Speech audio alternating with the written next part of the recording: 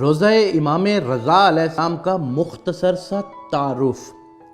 بادشاہ امام رضا علیہ السلام کے حرم کا کل رقبہ 240 ایکڑ ہے، یعنی 1920 کنال۔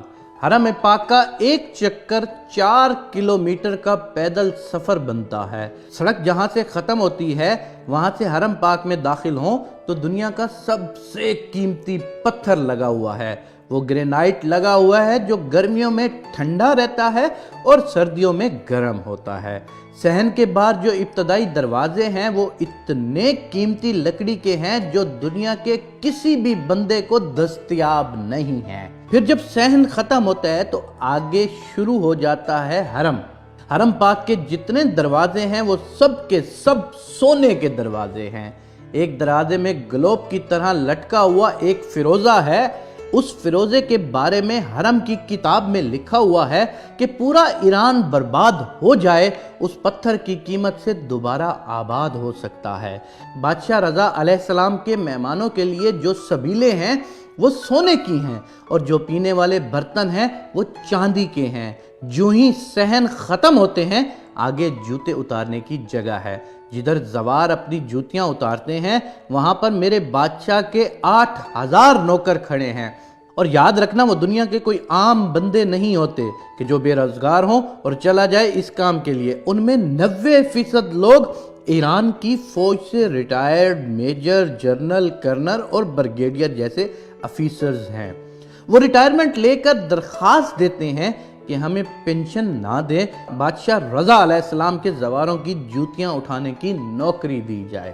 دنیا کا کوئی 7 سٹار ہوٹل اتنا خوبصورت نہیں جتنا بادشاہ رضا علیہ السلام کے لنگر خانہ خوبصورت ہے۔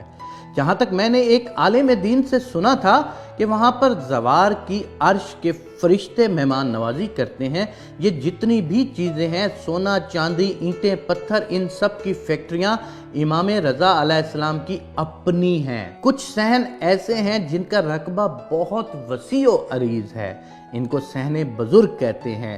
اذہان میں جو بزرگ، ضعیف یا معذور زوار مہمان آتے ہیں ان کے لیے صحن میں امام رضا علیہ السلام کی گاڑیاں کھڑی ہوتی ہیں، اس لیے کہ میرا زوار چل نہیں سکتا، اسے سواری پر لے کر آؤ۔ 3 منزلوں پر محیط ہے میرے بادشاہ رضا کی زری مبارک۔ ان تینوں منزلوں کی زیارت کی جاتی ہے۔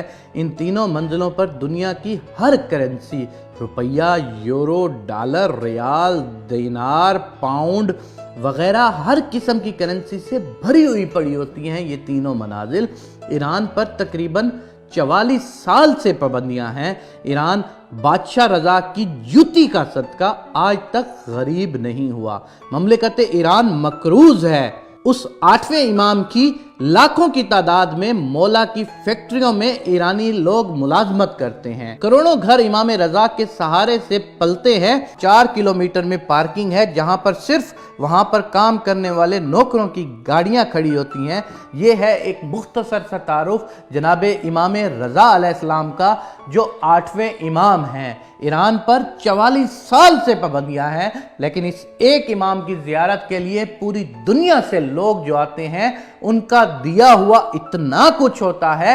امام رضا کی برکت اتنی ہوتی ہے کہ پورا ایران کبھی بھی غربت میں نہیں جا سکتا۔